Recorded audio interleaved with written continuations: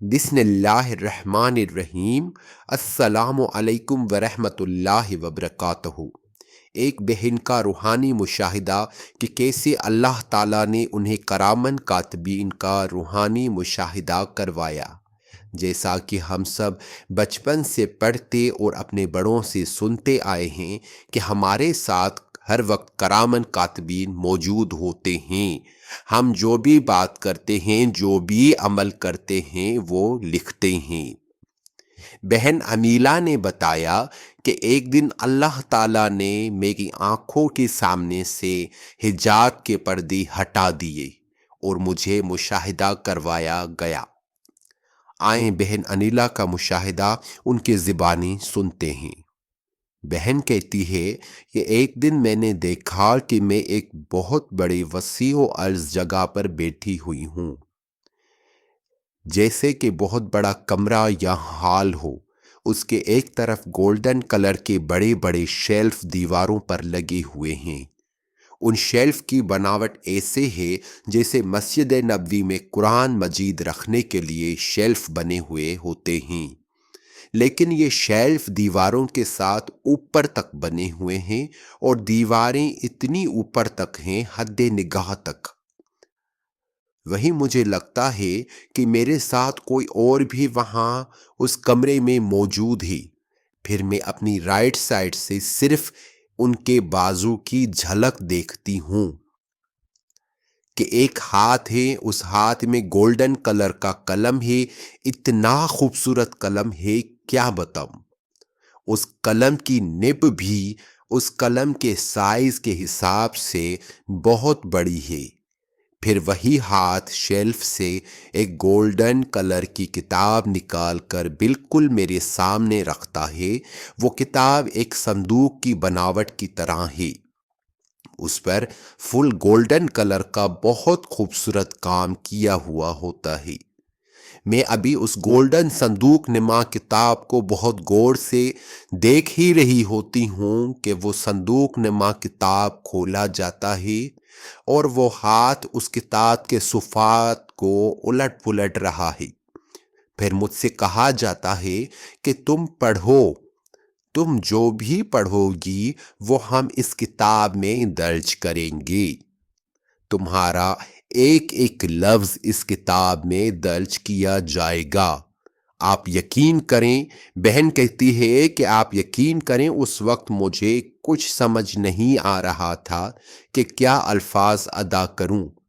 پھر ایک دم بے اختیار میری زبان سے الفاظ نکلے، الف لام میم۔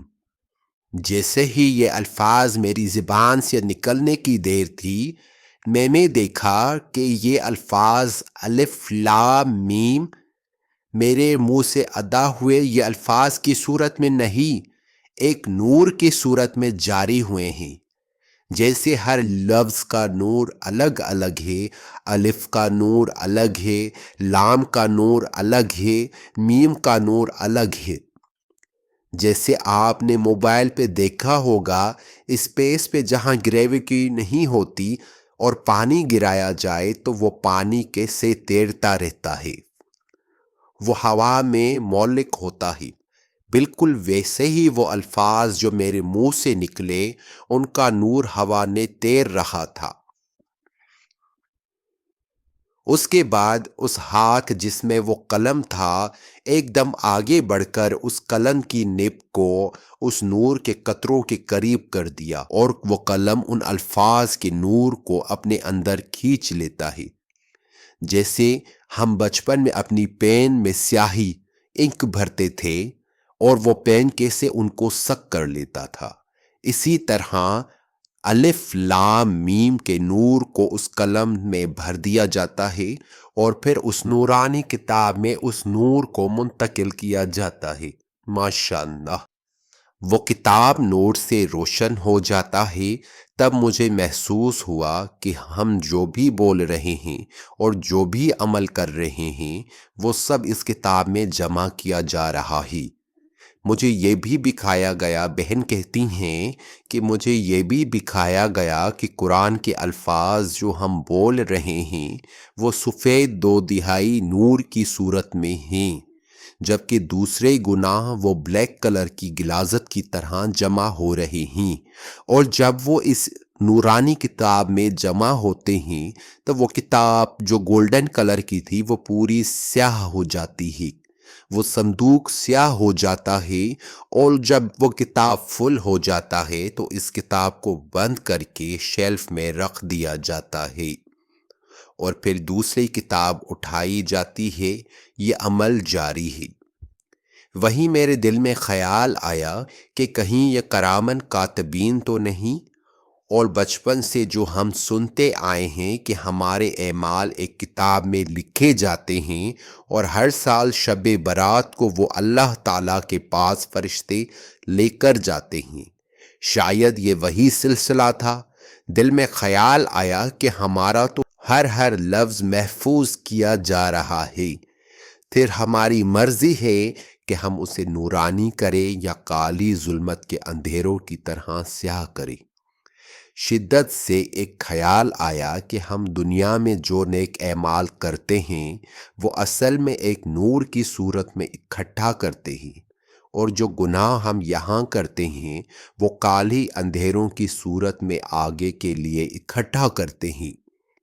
کچھ کتابیں بہن کہتی ہیں کچھ کتابیں بہت بہت نورانی اور خوبصورت تھیں، جبکہ کچھ کتابیں بہت زیادہ سیاہ تھیں۔